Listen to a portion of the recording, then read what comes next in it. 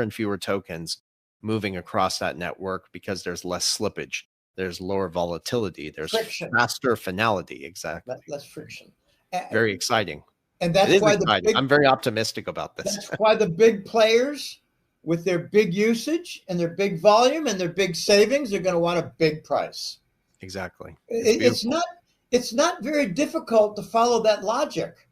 I've actually had some good arguments with people who are what I consider to be uninformed. I don't want to call them ignorant. Not your brother again, right? No, I haven't talked to my brother in 5 years. Okay. 5 years. I know that's hard to believe, but no. I have no interest in further communication with my brother. I'm sorry, but yeah, that kind of goes back to the pandemic. It really destroyed lives and affected families. Well, if you're going to advocate Marxism in the United States and be an opponent to liberty and the republic, there's the door. Yeah, I know people like that. I have no interest in a conversation with them. Yeah. Sorry. Mm-hmm. I don't know where you want to go next. No, actually, I mean, if you don't mind, I mean, we can always remember we can bounce back and forth, and it's for us to bounce back and forth because there are so many other pieces in this that are all tied together. I do want to talk about what has transpired since we last spoke, and I'm sorry to the audience that it took a while to do part 2, but since we spoke, gold has made a significant move, and not just in price, but in purpose, and that's what's so important for people to not miss out on. It's not just a passive store of value anymore. It's gradually being reintegrated back into the monetary architecture as collateral. And when we start to dig even deeper into this, and I want to get your take on this, Jim, I'll ask you here in a second, behind this transformation, how gold is actually being remonetized at the institutional level, and of course, how XRP is being positioned as the settlement mechanism above that overlays it all. So I know you have been analyzing this for a while in depth since we last spoke. And, I want to ask, what are you seeing really in terms of gold's role? How it has changed in the last 6 months? And of course, how is it tying into what banks are doing globally and even XRP? I think the big shift in the mindset regarding gold is that it's no longer thought of as a barbaric metal. It's no longer thought of as in terms of what income it can produce. And I got to say, Warren Buffett, you're a big fat liar. He got called away. He got called away after selling. Mark Cuban too. Mark Cuban. I just want to put that out there. Oh, okay, good. They got called away after writing covered calls, and they lost their silver. Well, Warren Buffett, I don't know the full story about Mark Cuban. He's a bit of a detestable figure. He's a liar. What I believe has happened is that there is it's hard to call it a transformation. It's a complete shift of mindset and perception. We now are recognized as having entered a tremendous unresolvable problem of having a debt foundation. We have a debt foundation and we got a gigantic debt. And we've been told that debt is a good, solid foundation, but now the big, fat $38 trillion debt is causing the entire global financial system to stutter, to fail. For instance, big banks in the United States are not lending institutions anymore. They've lost, I think, 3/4 of that function.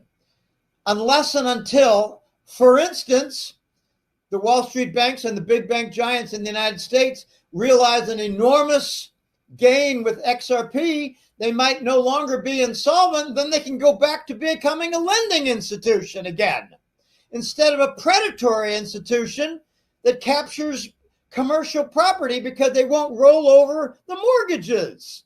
Hand over your keys. I know one case, Northern Midwest, my client's friend lost $20 million because they couldn't find a rollover of their mortgage on a big property complex. Okay, so the realization, Versan, is that gold is a really effective foundation.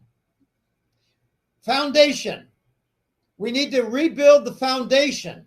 We got a lot of gold out there, and some nitwits, knuckleheads think, Well, gold should go way down to $100 per ounce because there's so much of them. Yeah, so much silly. gold. And I tell them, this is my response, and I'm sassy. I'm always sassy. There are a lot of television sets in US and Canada. There are a lot of shoes. Why doesn't the price of TV sets go down to $20? There's a lot of supply. The reason is they're not for sale. There's a lot of gold. It's not for sale. It's set up, and it is now promised to be the foundation. And I'm just waiting for more and more digital assets to become gold related, linked to gold in some fashion. But I don't want to go down that road. I want to focus on how there's a widespread global recognition that the king dollar has destroyed the global foundation for finance. Very powerful statement. Very true. And XRP is very likely the top candidate to replace the Treasury bill for global trade payments. I agree. Now, let's leave out the Forex reserves, because that's the other side of, it's trade payment standard and global reserves standard. But that's pretty much up in the air and a lot of dispute. And, it's integrated with stable coins. And I think, I just think it's just a time bomb before Tether has a volcano that resembles diarrhea. I love your analogies. I like my metaphors. I work on my metaphors in my quiet time. Let me also say, here's another one. SWIFT is the standard bearer of banking obsolescence. Interesting. Haven't heard that one before. 7% errors. I just had an error last week, a SWIFT error. Cost me 3 days. SWIFT error, 7% SWIFT errors. Okay, those SWIFT morons, you got to get with the 20th century here. I'm sorry, 21st century. And get in gear. And I'm afraid I would really like to hear that SWIFT is relegated to memos. Okay, hey, runner. I love that. A commodity broker would say, runner. And every time he did, I would laugh because I met him for lunch in Chicago. It was a very interesting meeting. Commodity traders, mostly bonds, currencies, and not a lot of other things.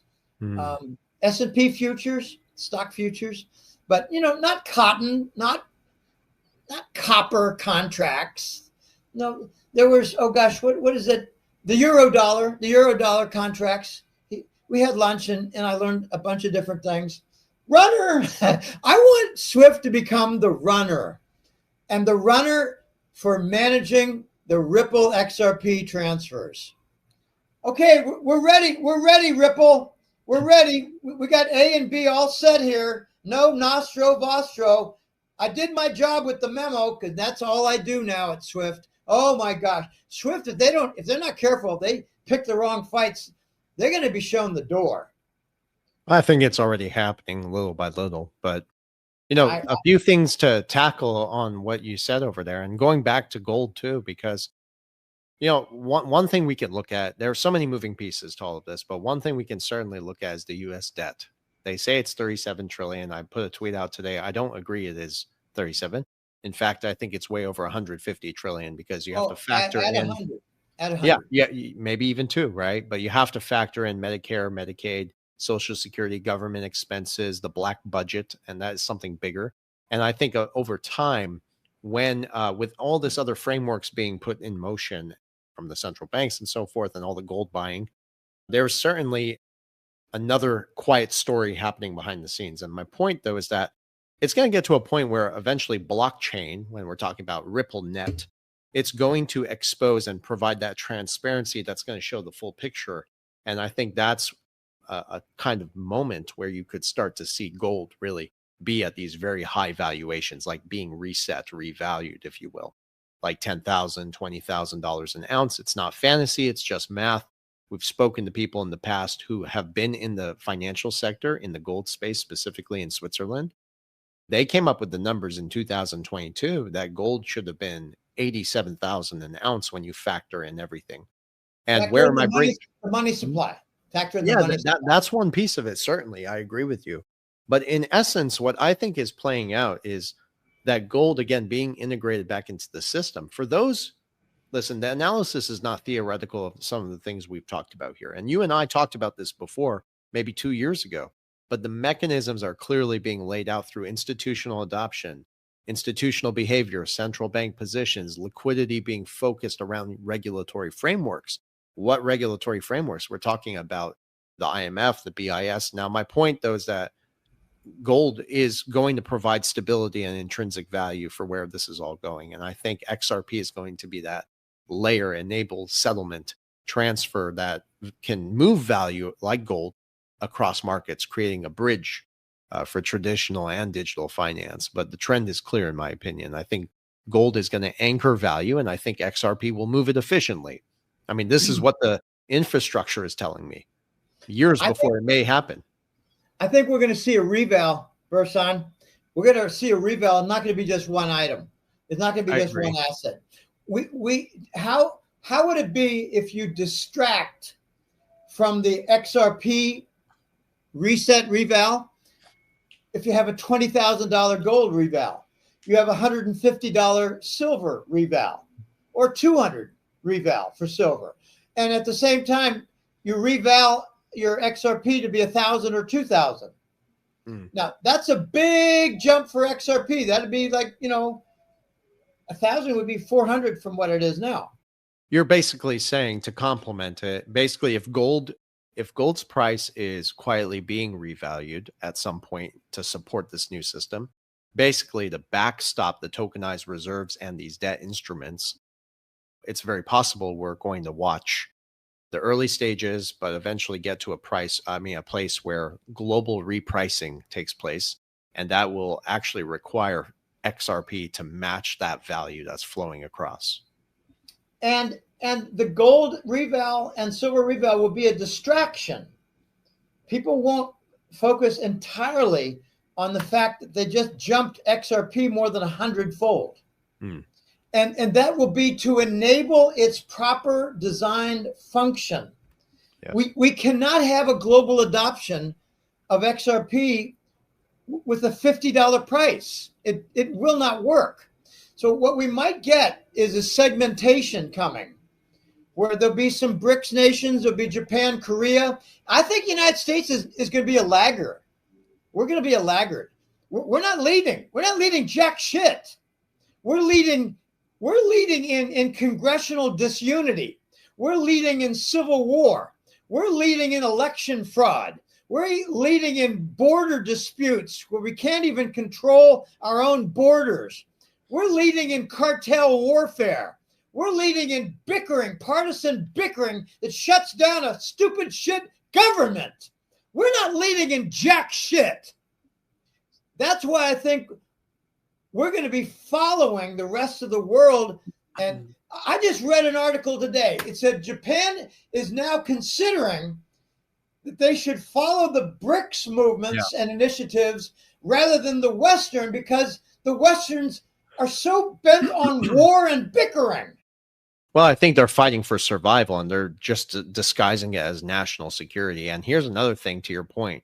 I actually tweeted this like a year ago, that it's, if you look very closely at some of the things we talked about, Jim, it would seem that something is being built called ARC, where basically America, Russia, and China are going to have a coalition against the European countries. And where I'm going with this is interesting. I'm going to ask you about it, and I want your honest, unfiltered take without getting me kicked off YouTube, if that's possible. But it's very possible that if you look closely at everything, it seems that we're moving in the trajectory of the BRICS nations, but we're not calling it that. And we just keep showing American strength when really, I mean, example, 16 states in the US are now putting laws in place to make gold and silver legal tender. We are looking at silver, and we talked about this last time, where it might even become a strategic asset for our government. So if you look closely, right, yeah, that was very interesting. Exactly, right? So when you start to think about these things, and this is where I want to get your thoughts on, because this really ties this conversation together at a much deeper level. For many years, we've talked about this, but we're now talking about the restructuring of global finance. We're talking about